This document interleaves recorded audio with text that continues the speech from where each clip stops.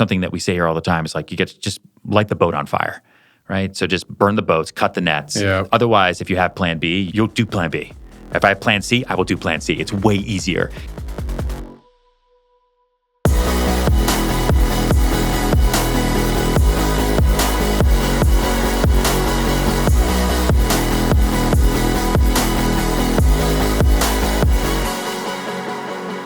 Welcome to episode 13 of Creator Economy Live. As always, this is the place to get the download on all things creator economy and influencer marketing.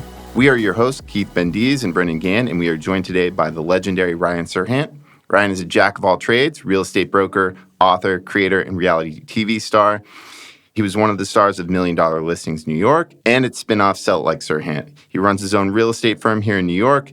His YouTube has over 1.3 million subs. He's done collabs with Grant Stephan. His videos are epic. Just to give you a sense of what we're talking about, his most popular video is touring a massive $188 million mansion. He's shown off the biggest closet, private islands, just insane properties. He's got an awesome new podcast, The Business of Influence, and millions more followers across social channels. So pumped to be here. Welcome to my podcast studio. Thanks for generously opening up your office to us. Bringing people together. I know. We were saying, Brendan and I barely get to spend any time together on the same coast. This brings us all together. Yeah. You have a lot of free time, clearly, based on that intro. So what do you do in this free time? I don't have free time, man. I don't like all I do is work. There's no free time. It's impressive what you've built. Maybe for those who don't sort of know your full story and just sort of see where you're at, sure. You've got an interesting trajectory in terms of how you got here. And I dug up some of your soap opera clips on YouTube this morning. Perfect. Can you take us way Lucky back? you. Like how you went from Houston, Texas, right? Houston, Texas, yeah. To building this empire, and it's like real estate empire, media empire, education empire. Give us the cliff notes on that. I mean, the big thing for me, if I really look at sort of like overarching, how do I go from, being born on a mattress in Houston, Texas, like next to a tree, which is true. Wait. To what? Yeah, home birth, 100%. That tree is still there. They took the placenta with a seed set, like a little baby tree seed, and they planted it on Leafy Lane in Houston, and that tree is like fucking huge now. It's there. You can go touch it. If you touch it, I feel it. Yeah, that's what my dad says anyway. Something you learn in improv classes, right, is yes and. And so I've always been a yes, and then let's figure it out. Yeah. So every step of schooling, education, coming to New York, you meet somebody else, as long as it doesn't involve like breaking the law or drugs, or a complete waste of my time, I've always kind of been a yes and let's go. Let's figure it out. And then I always meet somebody over here that then takes me over here. And then that person introduces me and then this over here. And then slowly but surely, you don't have to climb the mountain. You kind of build the mountain around you. And then you stand there and you're like, I don't even know how this all came about. But I grew up in Texas, then bounced around Long Island a little bit, went to school, college in upstate New York for theater. It was the only thing I ever really liked was theater and English literature. And then moved to New York in 2006 when I graduated to do acting, and I gave myself 2 years to make it, right? Because I had like some construction summer money saved up, and my grandfather had died and left me 20 grand. And so put that in a CD and then just was like, all right, that's going to last me 10 years, right? So I'll be good. Lived in Koreatown, shared a bathroom, did the whole thing.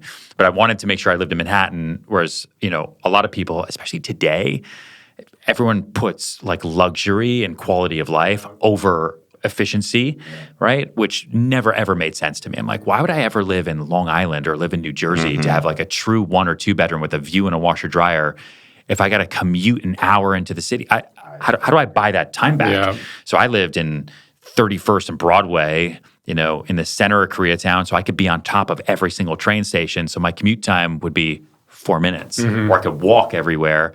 I didn't care. I'll go to a laundromat, which is what I did, and it was totally fine. Anyway, ran out of money. Got onto a soap opera, then they killed me off, did hand modeling, and that paid bills for a while. And then a friend of mine from college said, listen, you can't just do hand modeling the rest of your life. Yeah. You got to get a job, just get your real estate license. It's just like theater, right? You meet people, it's an improv game. You improvise with them, you get to know them, what they like, what they want. You show them apartments that you don't have to build or buy, and you work with them on making a decision that they're going to make anyway. They're just going to make it with you. Yeah. And rented my first apartment and made like $500 and just got addicted. Because as an actor in New York City, you stand in line at Actors Equity auditions in Times Square for 10 hours to not get seen. Yeah. Right? And it's rejection after rejection after rejection to your face. In real estate, if you don't want to take an apartment, it's because you're moving or you don't care, or you found something else, or you re-signed your lease or whatever. Very rarely is it because of my nose. Yeah. Right? Or the sound of my voice. Yeah. So how many years is this? How long did you give the 2-year window? So 2006, 2008. So my first day in the real estate business was the day Lehman Brothers filed for bankruptcy. Oh, wow. So September 15th. And then just kept doing it every day. Like I had no money. Like it was figure this out or get a survival job, which I didn't want to do because everyone I knew who had like the waiter, bartender, temp job, they all were 50 and still doing that. So I didn't want, something that we say here all the time is like, you get to just light the boat on fire, right? So just burn the boats, cut the nets. Yeah. Otherwise, if you have plan B, you'll do plan B. If I have plan C, I will do plan C. It's way easier. If my parents had lived in New York City, I would probably still live there, right? Laundry and free food is way better than having to be like, how much does this banana cost? And what do I have to do to afford it? So you back yourself up against a wall, which sucks at the time, but thank God, So I got into real estate in 2008, put acting totally aside. And then I went to an open casting call for a spinoff of the $1 Million Listing franchise, which had started in LA on Bravo in March of 2010. So I've been doing it for like 18 months, give or take, and went to that open casting call and told them I was the greatest real estate agent of all time. As I was Did you really say that? 100%. Oh my God. Yeah, of course, man. They didn't know. They're from LA. People from LA, they don't know anything. And so they were there and they were like, how many deals do you do? And it was like too many to count right now. I was just like trying to do a $2,000 rental in my pocket at that time on my BlackBerry. And I put on a show for them, and then they cast 4 of us on that first season of $1 Million Listing. And you think real estate is tough? Dude, like they cast 4 of us, and they said, we're going to film a whole season with all 4 of you. 3 of you will make the final edit. Oh my God. So may the best agent win. Wow. And it was mental warfare. Like they would show up to film with me, and they would be like, oh, this is your listing? It's crazy because I was just with your other cast member and, he has a celebrity and just spent $20,000 to do this amazing open house and you have cupcakes? Yeah, we'll see if you make it. Oh my God. And you're like, oh, I don't want to do this and be the one who loses. I can't be the real estate agent on a real estate agent TV show who sucks. Yeah. Right? I've got to be amazing. I've got to be awesome. So I will do whatever it takes, which is why those early seasons of $1 Million Listing, for anyone who's watched them, I am very much at I'm operating at 250%, And then once the show hit and then we started getting Emmy nominations, then I kind of found my rhythm, which took a while. And then social started, Instagram got invented and became a visual way to tell stories for real estate. And then I started seeing that people would reach out to us on social to say, hey, can you sell my house? Can you do this? I'm like, we should take advantage of this. And then to make a long story short, all the socials started to grow because I knew that one day cable TV goes away. Mm-hmm. I know one day, things can only go on for so long. So how do I take control of the audience? Mm-hmm. And how do I turn a community, out of an audience and turn that community into a customer? So what does audience to community to customer look like? How can I do that math in the world of what I do? Mm-hmm. We have to own those relationships. And so education got built out of that. Serhant Studios got built out of that. Everything kind of got built and brings us to where we are today. Now, that's interesting. This is great, by the way. You talked about sort of burning the boats, which I completely relate to. I think that's really how you've got to have something, the danger and the incentive at the same time to really propel you forward. Yeah, what's your wall and what's your win? Yeah. Right? What is that one thing where if this doesn't work out, you have to go back to being a substitute teacher, or you have to move home, or you have to go back to that relationship that ruined your life? What is that wall? Remind yourself of it every day. People have vision boards all the time. Mm-hmm. Okay, that's helpful if you need to be reminded of a beach, right? And money and what a good body looks like. I don't have a vision board anywhere. What I have is a printed out photo of myself on that Face app as 80-year-old Ryan, staring at me you're going to be me before you know it. Yeah. Don't fuck it up. Yeah. No, that's a great way of looking at it. We were talking even on the walk here of sometimes you have to cut the rope, right? The Batman child has to jump without the rope. Sometimes you don't need, or you need nothing below that surface to really get you to do what you want to do. As long as you don't go to jail and you don't die, everything's going to work out.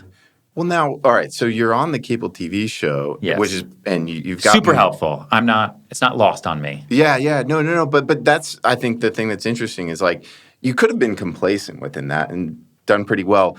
All my cast members were complacent, Yeah, I mean, I'm the only lunatic. I love that. Now, knowing you had success on that, and sure, you were seeing success with social, what made you go so ham on it? Because you could have easily just ridden it and been pretty chill for a while. Yeah, I could have been. I don't know, man. I have a disease. I think listen, there's two types of people, right? You either work to live, like my friends and colleagues, right? They have a job, they want to live. It's 6 p.m., I don't want to look at my phone. They got weekends, they got their plans, they got their friends, they want to go to raves and concerts. Like, they work to live. I don't know why, but I live to work.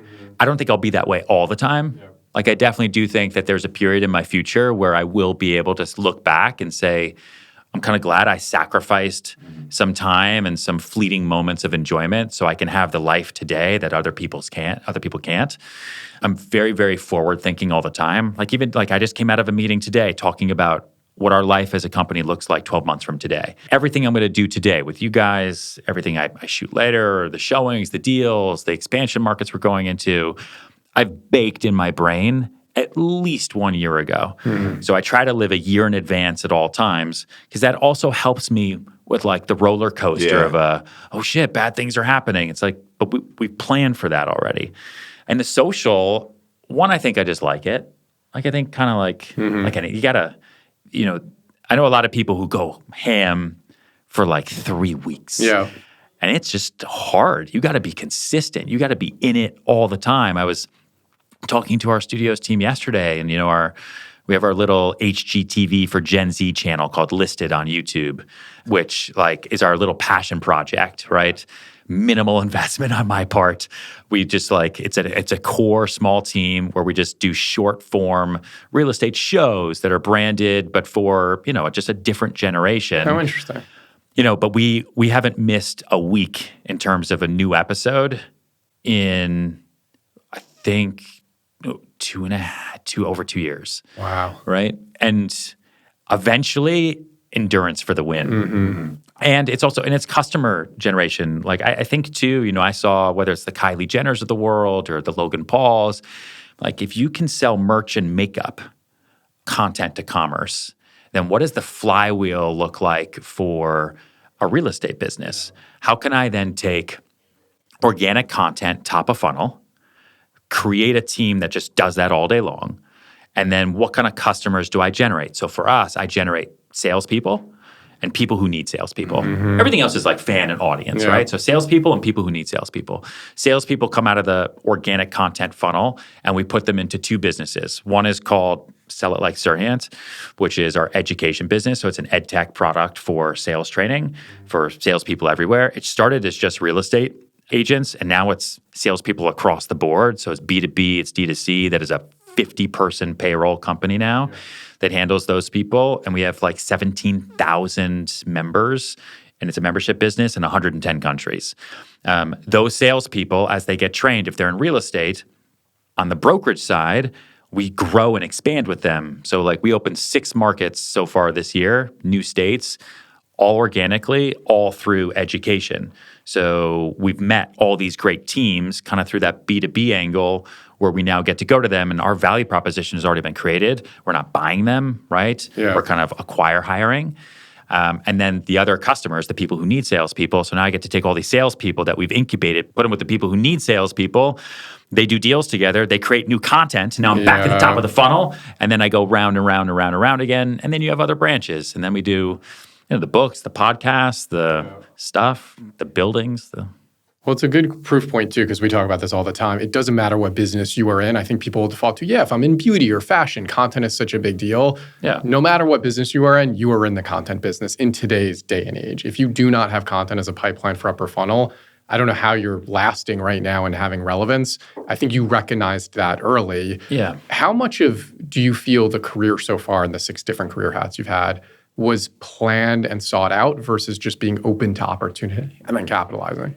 The career I have now is planned and sought out. So, I was selling real estate. I had a large real estate sales team. So there's like 65 of us across different markets for, I was doing $1 Million Listing New York and then Sell Like Serhant and then my wedding spinoff show and then my home renovation spinoff show and for like 12 years. All right, so quite some time. I guess from when MDL started, so it was 10 years. Because my first 2 years, I was just I was still like trying to do Romeo and Juliet on the sidewalk, for those first two, still hand modeling and holding phones for $150 an hour. So for 10 years, I really did all that to really build brand foundation and then kind of saw like what it could mean to build your own company. And then in 2019, I said, okay, that was my first decade. 2020 is the start of the next decade. I have to grow because I could keep doing this. My life's fine. Life's great. Life was great. Let me just make it a lot worse and then build it back up. Like, how do I go from the number one sales team? Let's blow it up and then start the next rocket ship, right? And so my plan was beginning of 2020, set everything up. July 2020, I'll announce I'll start my own company, right? Serhant, and it's going to do all these different things. I was looking for new office space. We had a lease out on, I think it was 63 Green Street at one floor, like office, standard office in March of 2020. And then like Tom Hanks got sick and then people started getting sick. And then this COVID thing in China and Italy all of a sudden hit us. And then police officers were getting sick. And then there's a police officer that told my wife they're going to shut down bridges and tunnels to lock the virus on the island, like I Am Legend style. And because it came from a member of the NYPD, like I took it seriously. And we had to leave. And so I put that lease on hold. And then we had to recalculate the entire business. And, and then George Floyd happened. And so like the whole world went upside down. And we're like, okay, let's just use this as an opportunity. And so then we took the summer, we built the business. And so it's, the incorporated name is Serhant Technologies. And then underneath it is real estate, education, and then the production studio.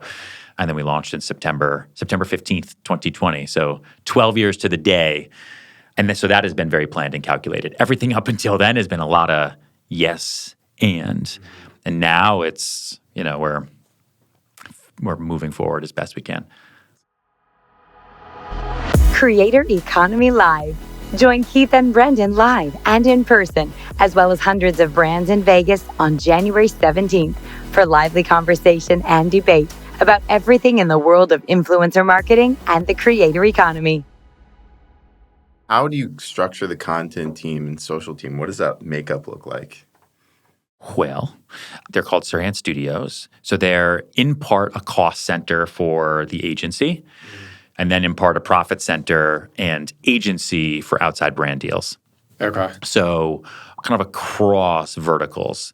And so there's a head of studios. His name is Cody D'Ambrosio. He was at Players Tribune. He was at BuzzFeed doing video content. Super, super great guy. It's a hard business to run because you think about, you need to run the business and then you need to fill it with creatives, and those typically don't mesh well. Oh yeah, I know that. As you guys would know. So finding somebody who, could think through KPIs and OKRs and think through like a P&L and help understand how to build a real business, but then also have an aesthetic eye to understand color correction and understand lighting and white balance and to have a good ear for sound and all this stuff is hard. So found him. So that was great.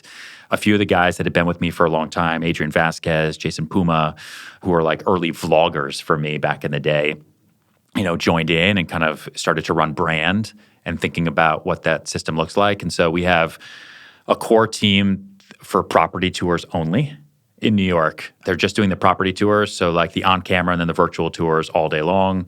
There's drone components to that. There's kind of the walkthrough components to that. Then we have the listed team. Then we have the agent brand team. So we have brand strategists and some social help there for them.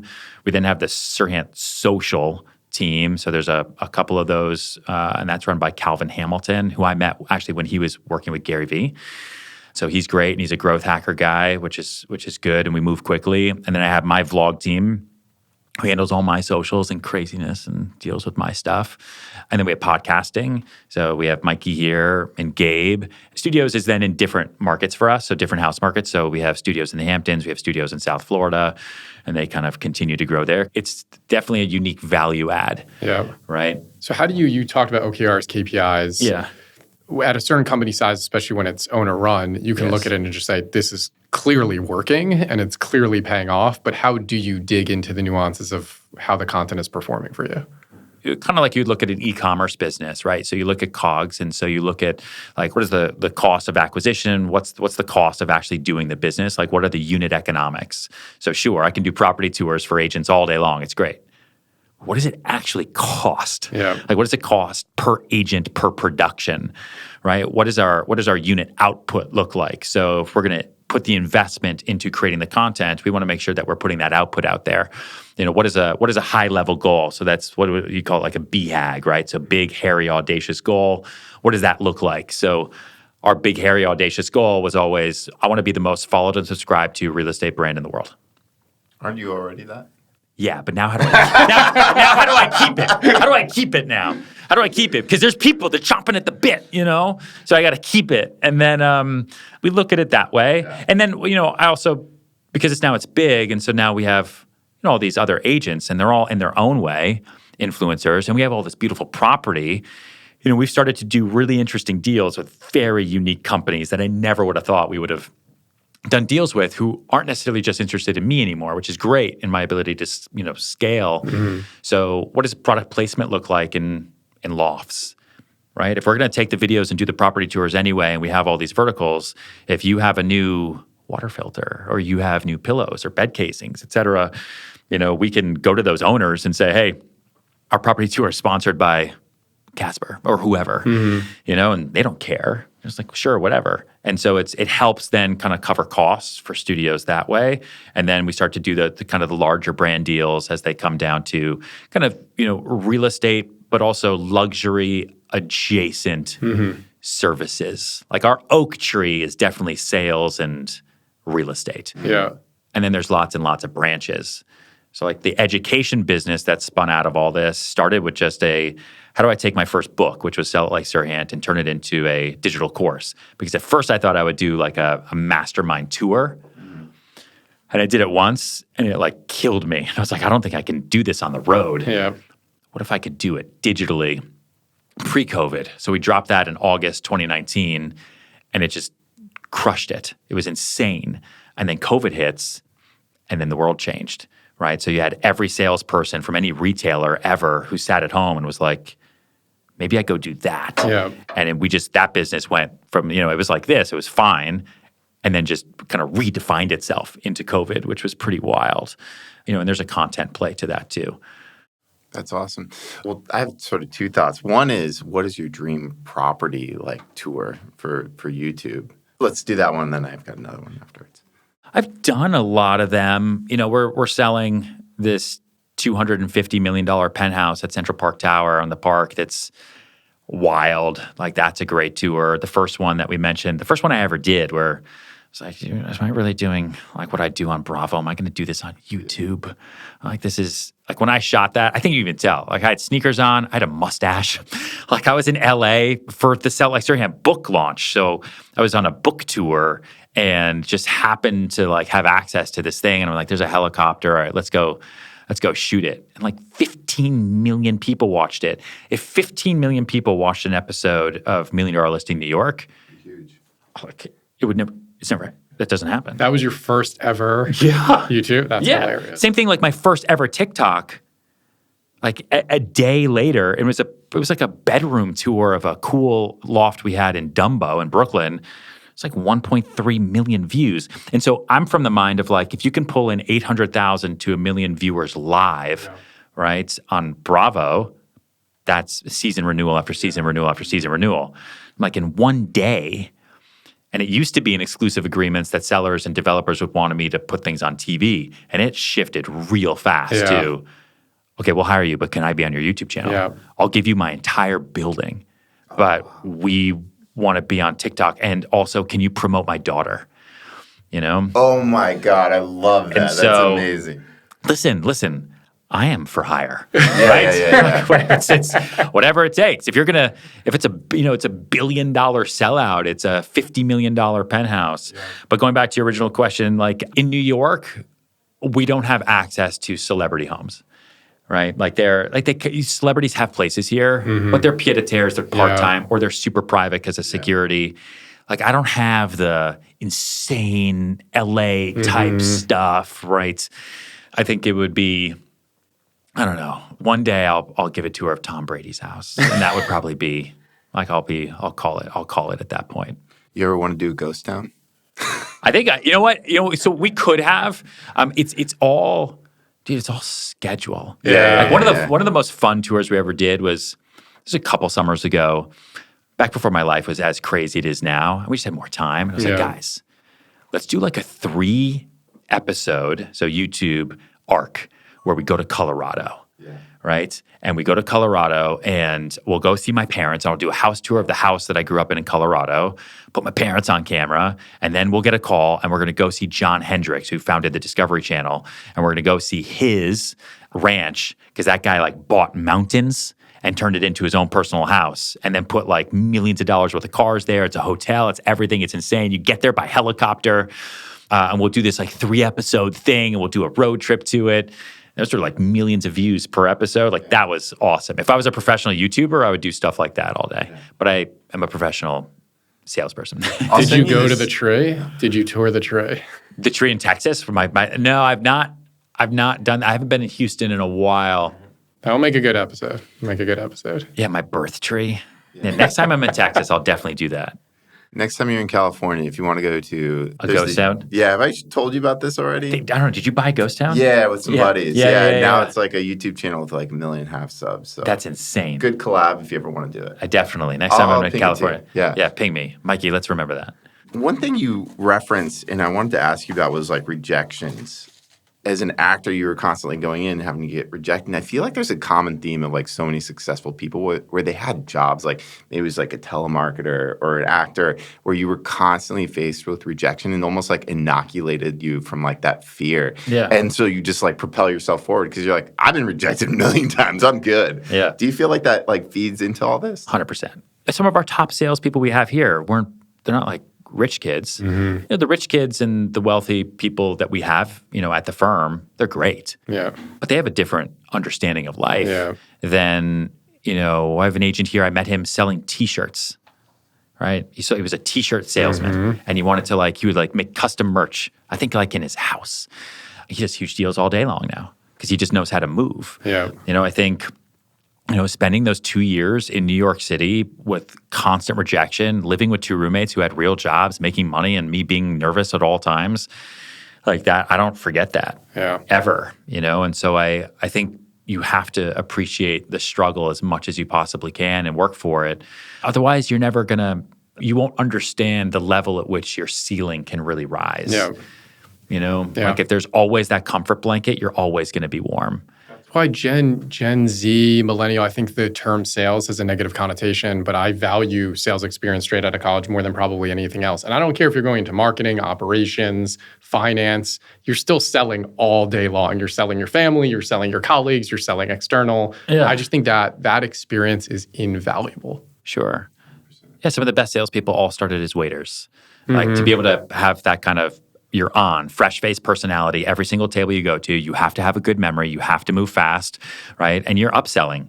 Like if someone's sitting down, they don't look hungry, but I think they need that steak, right? You're upselling wine. You're upselling all day, every day. They're going to make the decision anyway, and they don't have to. You're not like at Outback Steakhouse with a knife, saying you better get that wine.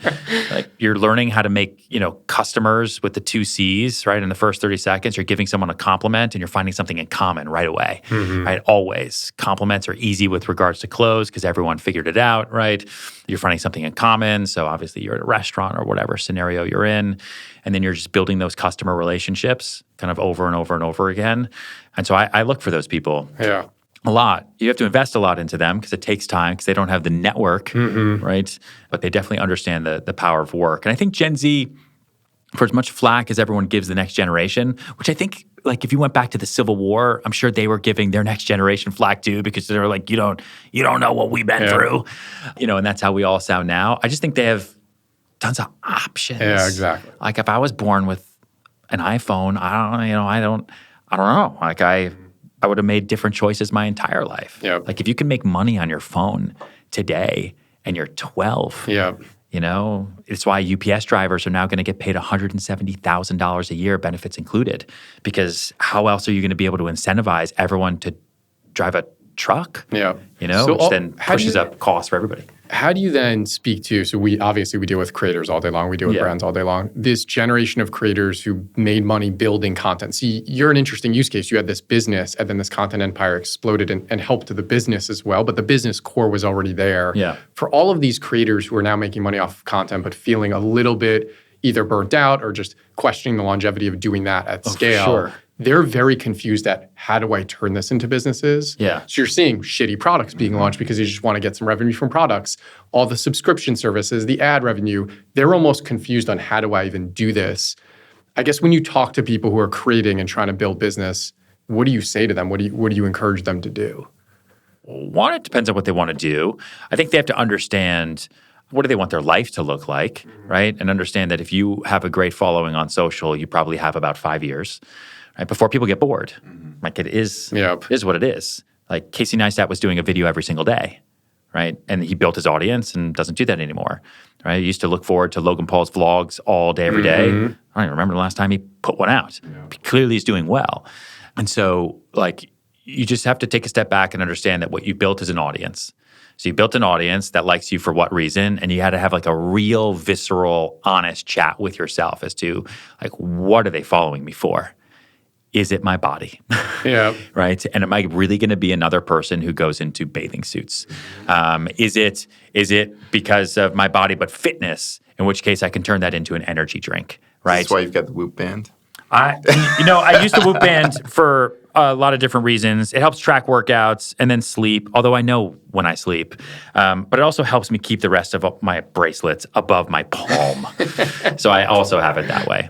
And if you want to turn that audience into a community and that community then into a customer, how do you create a personal brand? So my third book, I don't think I've ever told anybody. Anyway, my next book, I don't know when this comes out, will come out in January.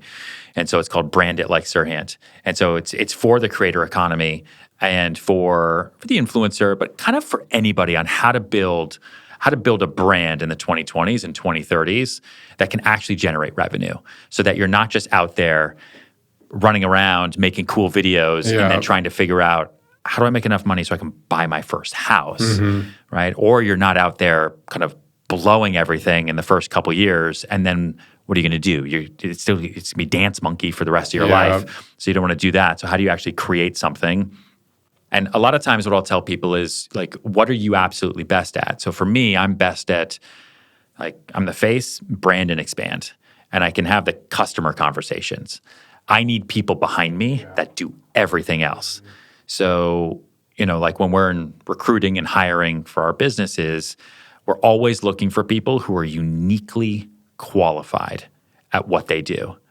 It is of no benefit to me to hire and inspire anymore, right? Like get inspired on your own time and come to me with uniquely qualified value adds for our business. So if I'm hiring a chief product officer, let's say, or a head of product or VP of product for Sell It, that person is coming out of a very, very identical business so that they can bring their learnings and then I can hire and grow, And so same thing for anyone who creates content all day, right? You need to back yourself with somebody that truly understands business and really figure out what is that one thing. And then you got to go hard on it for as long as you've gone hard on content.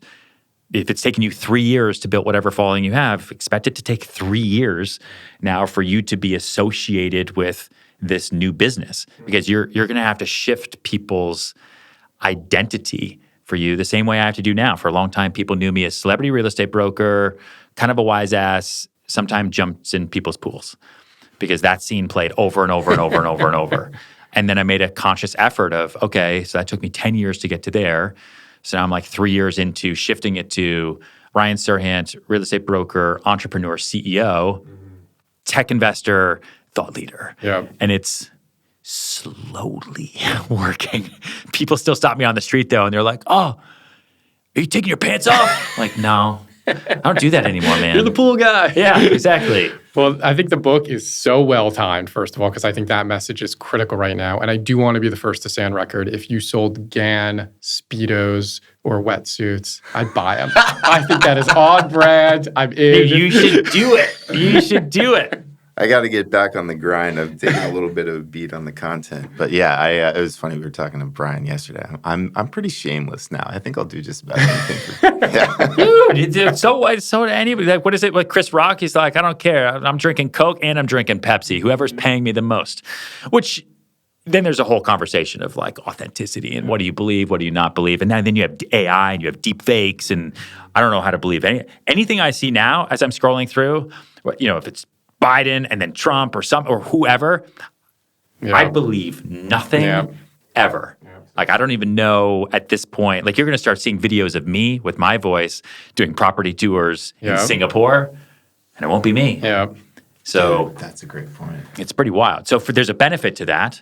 It was always hard to scale a personal brand. Now you can do it. But then there's the downside to that, which like celebrities have had to deal with, like deep fake porn for a long, long time, which has been a major issue. So what does that look like now for political influence, right? What does that look like now for the spread of misinformation? Yeah. Like it's wild. I don't even know. If you were going to start over today, totally from scratch, where would you start? I pick one platform and I go hard every day. Mm-hmm. And you have to figure out what you're good at. If you can be in front of a camera, I go hard on TikTok all day long, and you rinse and repeat content. If you're not, that's totally fine, and I go hard on LinkedIn, right? I think there's an untapped audience there that is very, very real and very cognizant, and so I would pick one of those two. Yeah, we're both big supporters and fans of the platform. Yeah. TikTok. Or sorry, LinkedIn. I've gone ham on TikTok too, but definitely LinkedIn I'm the most consistent on. Yeah. It's fun. Yeah, we do a lot. We do a lot on LinkedIn, and then it's good for kind of organic lead gen. And it's good too to, I do them all. And so LinkedIn is like it's a good legitimizer. Because anyone can get in front of a camera and dance and have an editor and whatever you're going to do, and it's fine, and who cares?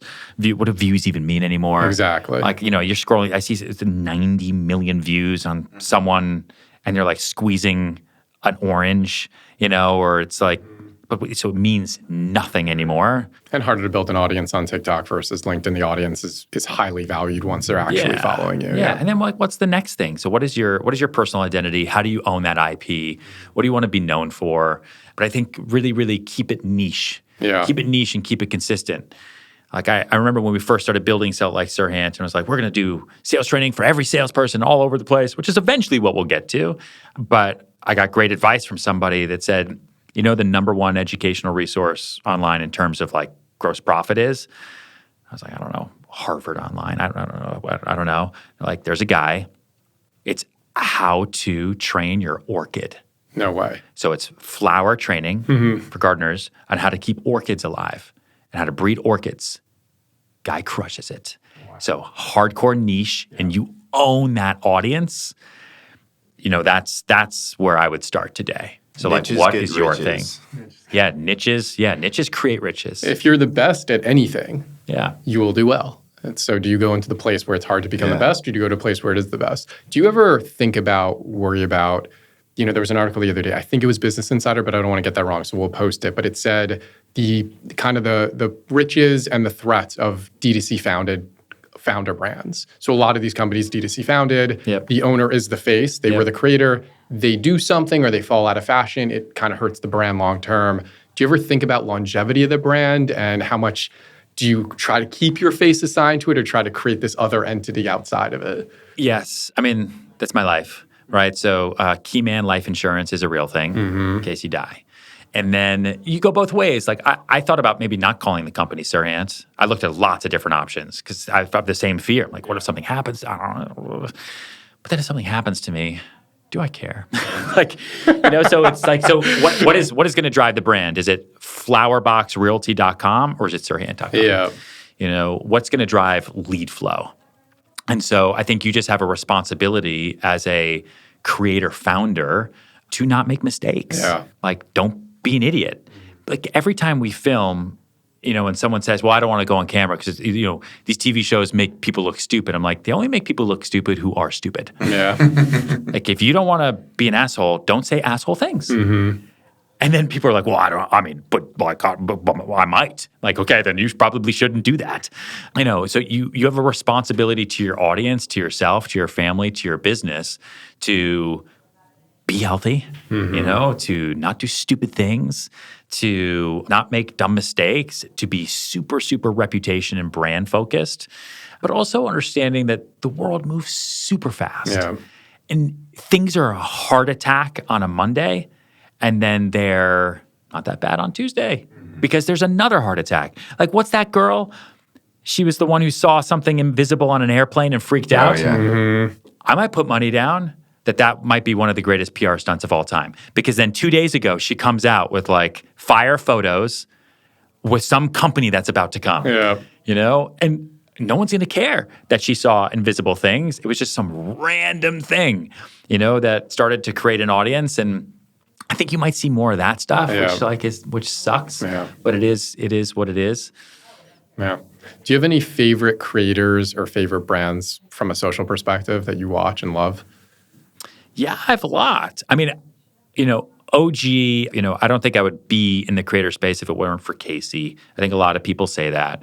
I know him personally now, and he's been a cool mentor for us, and for me over the years. Logan, it's been super cool and super, super nice to us and to me. And, you did his pod. Yeah, and allowed me to do his property tour at his house, originally before he sold it, which was super cool. So following him has been fun. The Mr. Beasts of the world. But I like new creators that are doing things differently, especially in kind of like the way we look at our space. So there's a girl, her name is Emma Rogue.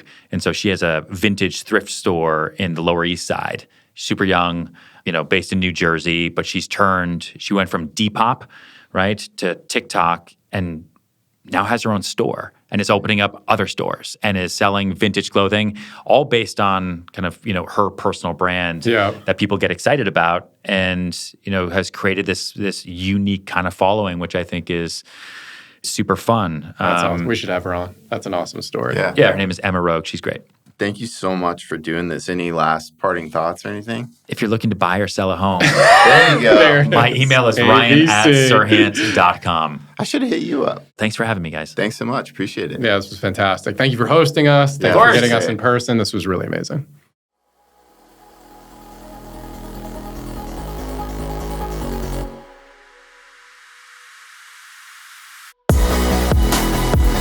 Thanks for listening. And for more of the latest news on what's happening in influencer marketing and the creator economy, check out the Creator Economy Insider newsletter, delivering awesome content straight to your inbox every Friday. And if you want to meet Brendan and I in person, along with some of the incredible guests that will be joining us on the show live and in person, join us at Creator Economy Live on January 17th next year. You can find links to the newsletter and more info on the live event in our bio. Thank you for listening, and remember to subscribe so you don't miss a single episode.